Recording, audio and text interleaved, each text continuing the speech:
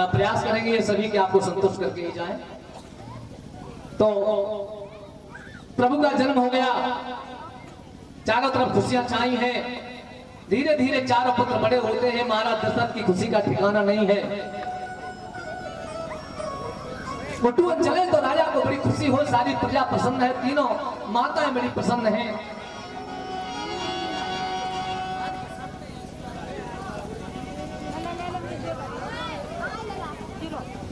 अच्छा, एक सूचना है आप सभी भक्तों के लिए।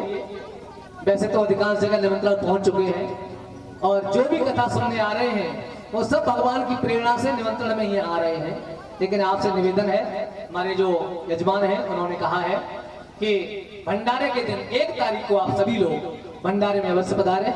ऐसे आप सभी से आगमन की आपकी प्रतीक्षा रहेगी। प्रसाद जरूर पाने आए।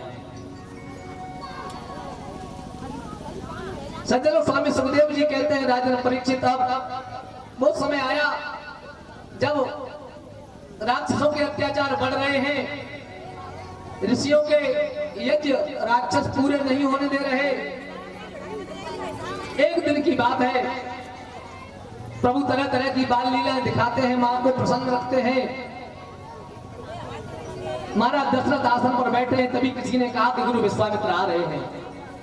विश्वामित्र जी ने भवन में प्रवेश किया, आसन पर बिठाया राजा ने और हाथ जोड़ करके पूछा, प्रभु जी वैसे तो आपका आना जाना रहता है, लेकिन क्या कोई विशेष बात तो नहीं है, कोई विशेष कारण तो नहीं है जिसके लिए आपका आना हुआ हो? तो विश्वामित्र जी हंसे और बोले, राजन, अकारण कोई ऐसे नहीं आता, एक बहुत बड़ा काम है जो आपको करना है। महाराज दशरथ ने कहा, विश्वामित्र जी, गुरुदेव जो भी आपकी आज्ञा, मैं उसको जरूर पालन करूंगा। तो विश्वामित्र जी ने कहा, राजन, इस समय दुष्ट प्रवृत्ति की दूषित आत्माएं हमारे यज्ञ पूरे नहीं होने दे रही। ऋषियों को मार मार करके उनकी हड्डियों के, अस्थियों के, कंकालों के ढेर लगा दिए गए हैं। यज्ञ की रक्षा करो। महाराज दशरथ कहते हैं, आप चिंता मत करो, मैंने कई बार देवासुर संग्राम किया है, असुरों से युद्ध किया है, बहुत बड़ी सेना है, बहुत बड़ा राज्य है, चलो मैं आपकी सहायता करूंगा, मैं चलता हूं। विश्वामित्र बोले, महाराज, अब आपकी जरूरत नहीं है। तो बोले, ठीक है, मेरी जरूरत नहीं है तो मेरी सेना लेके चले जाओ। बोले, आपकी सेना की भी जरूरत नहीं है तो धन दौलत ले जाओ, वहां से सेना खरीद लियो, हथियार खरीद लियो। बोले, ना, और कौन चाहिए? आज विश्वामित्र जी बोले, हे राजन, जो आपके बेटा है ना, राम और लक्ष्मण, आप मेरे साथ राम और लक्ष्मण को भेज दो। राम और लक्ष्मण को मैं लेकर के जाऊंगा और मैं यज्ञ की रक्षा करवा लूंगा। सज्जनों, ध्यान रखना, आज महाराज दशरथ ने जैसे ही सुना है, ऐसे मालूम पड़ा जैसे हजारों बिच्छुओं ने एक साथ दंत मार दिए हो, पृथ्वी रसातल को चली गई हो, आकाश सिर पे आ रहा हो। आज महाराज दशरथ कांप गए। गुरुदेव, गुरुदेव, ये तूने क्या मांग लिया? कुछ भी ले जाओ, मैं चलूं, राज्य ले जाओ, धन दौलत ले जाओ, पर मेरे राम को मत मांगो। महाराज दशरथ की आंखों में आंसू हैं, हाथ जोड़ करके बोले,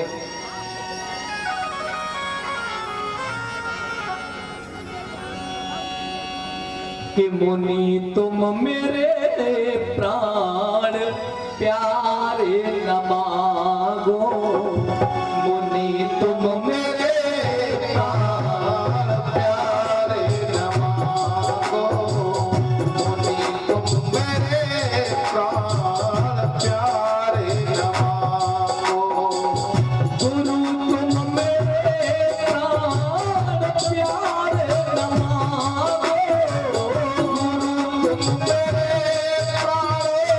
प्यारे न मांगो, गुरु तुम मेरे प्राण प्यारे न मांगो, अबध मांग लो,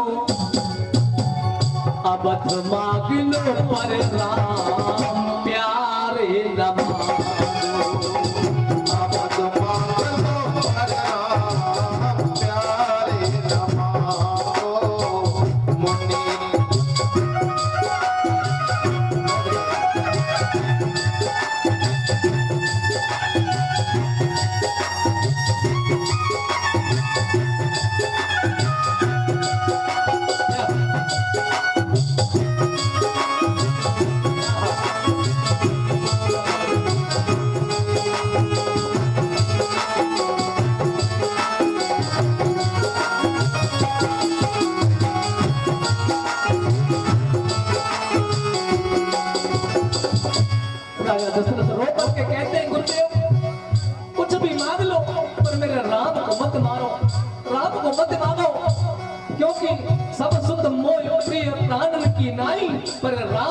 तनय बनत गुसाई। धन धाम और ये सब राज तुमको दे दूं, धन धाम और सब राज तुमको दे दूं। धन ले जाओ, मेरा घर ले जाओ, महल ले जाओ, सारा राज ले जाओ। धन धाम और ये राज तुमको दे दूं, चाहो तो ये कतौर ताज तुमको दे दूं, मगर मेरे जीवन सहारे न मांगो, तुम मेरे प्राण प्यारे न मांगो।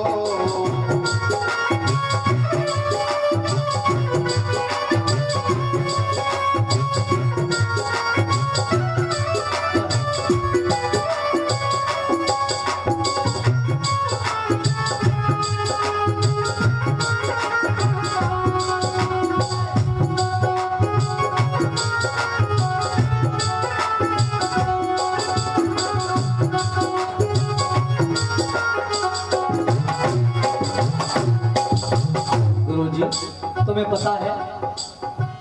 पता है मेरे बालक कितने छोटे छोटे, कितनी परेशानी हुई, मैंने कोई संतान का मुंह नहीं देखा। चौथे पन्नों में ये लाल मैंने पाए, चौथे पन्नों में लाल मैंने पाए, चौथे पन्नों में लाल मैंने पाए, अभी दूध भी ढंग से पी नहीं पाए, मेरी इन आँखों के, मेरी इन आँखों के तारे न मांगो, तुम मेरे प्राण प्यारे न मांगो।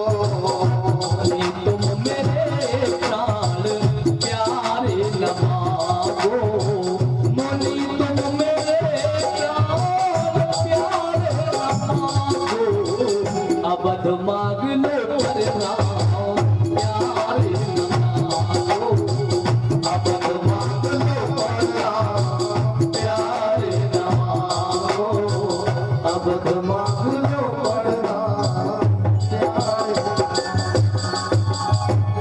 विश्वामित्र बोले राजन, क्या क्या ये ना समझी जैसी बातें कर रहे हो?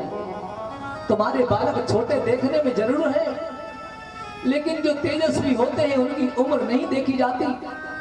छोटा सा मंत्र बड़े बड़े देवों को बस में कर लेता है, लेकिन राजा दशरथ का बुरा हाल है।